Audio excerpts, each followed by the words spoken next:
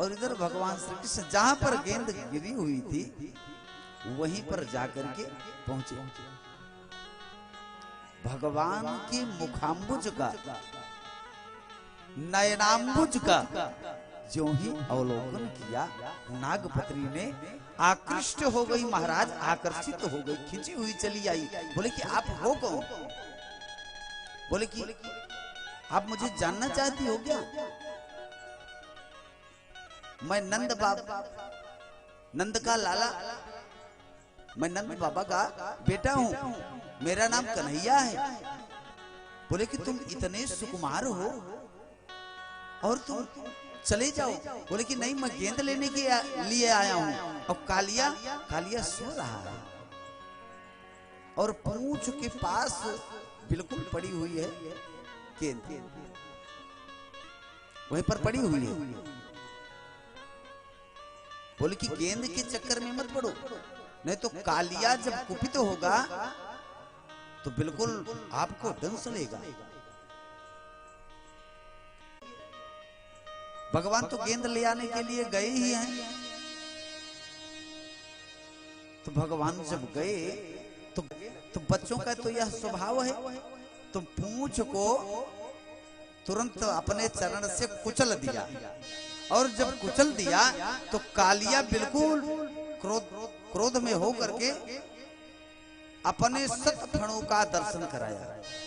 और जो ही दर्शन कराया त्यों ही तुरंत लपेट लिया, भगवान श्री कृष्ण को तुरंत लपेट लिया। और उसी जल में ही परमात्मा प्रभु कौतुकी हैं, विराट स्वरूप का, बड़े मोटे ताजे लंबे होने लगे। और तड़ तड़ शब्द करके उसकी एक एक नसें टूटने लगी, एक एक नसें टूटने लगी। और मुख से वह खून का वमन करने लगा, पलटी करने लगा। नागपत्नी भागती हुई आई। अरे हे परमात्मा प्रभु, मेरे आप सिंदूर को तो देखिए, बचा दीजिए, इतनी कृपा कीजिए।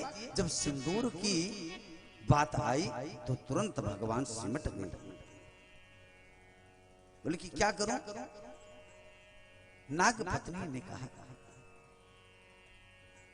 मैं समझ रहा हूं, न्यायो ही दंडः, न्यायो ही दंडः कृत किल विशेषमिस् तवावतारः खल निग्रहाय रिपोः सुता नामपि तुल्य दृष्टे धात्से सामदमं फल मेवानुशंसन। प्रभु, आपके दंड में न्याय निहित है। आचार्य जनों, गुरुजनों के उस दंड में उस शिष्य का कल्याण है।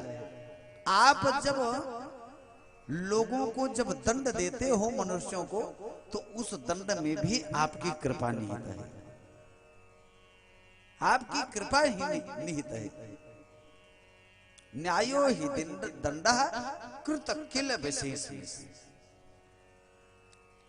हे प्रभु, ये जो पलटियां हुई खून की, ये और कोई किसी की पलटी नहीं है, ये अभिमान रूपी विष की पलटी है महाराज, अभिमान रूपी विष की पलटी है।